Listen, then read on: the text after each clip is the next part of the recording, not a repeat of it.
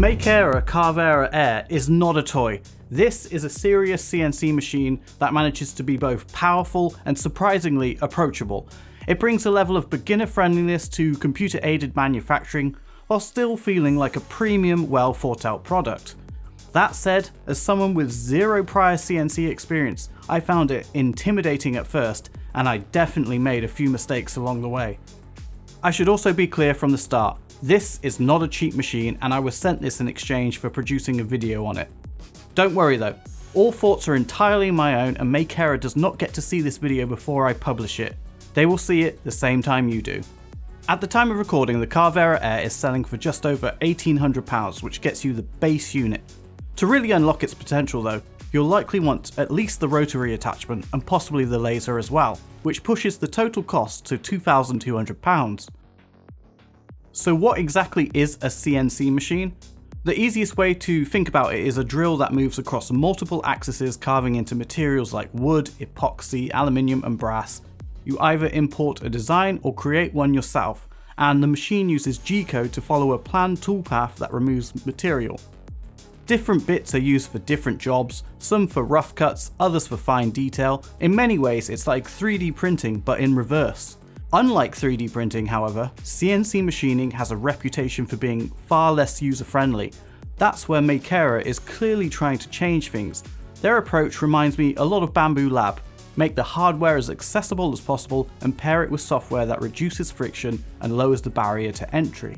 Even so, CAM software is nowhere near as simple as slicing a model for a 3D printer.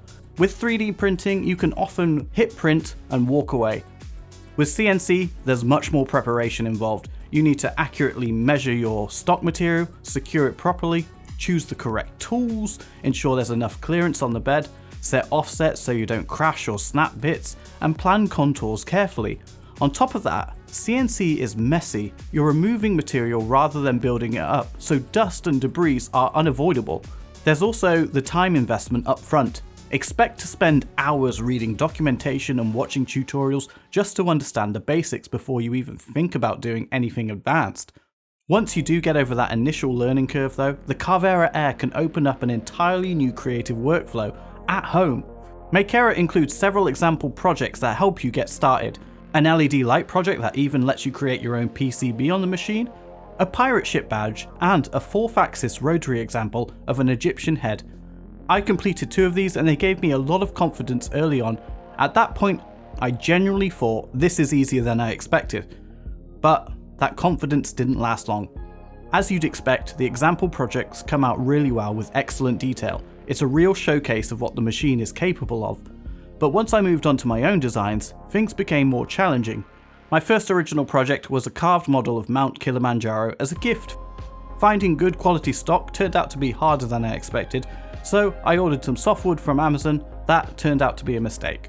While it looked fine on the outside, the internal quality was terrible, more like compressed paper than real wood, which led to disappointing results. On top of that, I failed to add a second toolpath with a finer bit, so I missed out on a lot of detail. It's also worth mentioning that CNC projects take a long time. Each toolpath for this model took around an hour to an hour and a half. This isn't something you can set and forget. You need to be nearby to change tools, especially multiple times if your project involves fine details or cutting a contour to remove the piece cleanly from the stock. As I experimented more, I started to run into issues with Makera CAM, Makera's toolpath software. I tested it on both Windows and macOS, and the experience was mixed. On Windows it was fast and responsive, but I kept running into file issues and corruptions when trying to open those files on my Mac. On macOS, everything was slower, but at least it worked consistently. I did experience a few crashes when calculating toolpaths, although they were relatively infrequent. UI scaling on Windows is particularly bad, while on macOS it looks much better.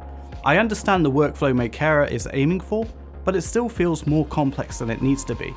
The general process involves defining your stock dimensions, and this is where a good set of digital calipers becomes essential.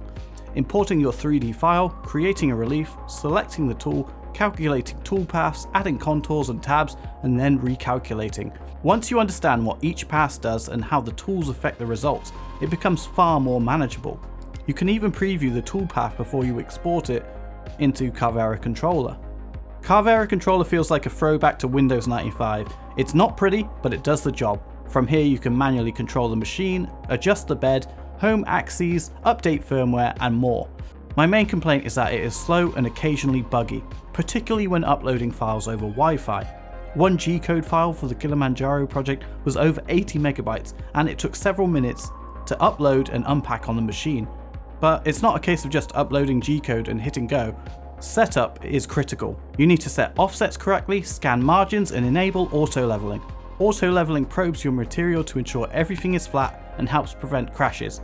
Skipping these steps will cost you tools. I snapped 2 bits on the rotary axis alone, one from forgetting to set an offset and another because the stock was too thick and the bit snapped when it tried to move sideways. Once everything is set up properly, watching the machine work is genuinely impressive. From probing to the final passes, it's incredibly satisfying. That said, one of my biggest complaints is the mess.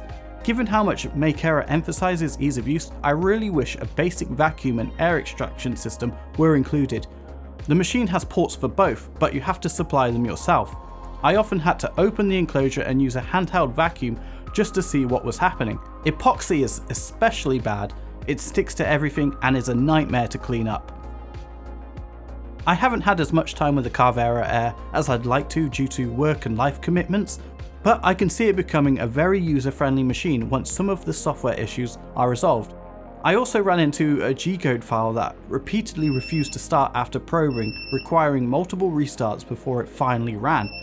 The software clearly needs polish, but the hardware itself performs well and includes plenty of safety features. It even includes an iPad stand if that's your kind of thing.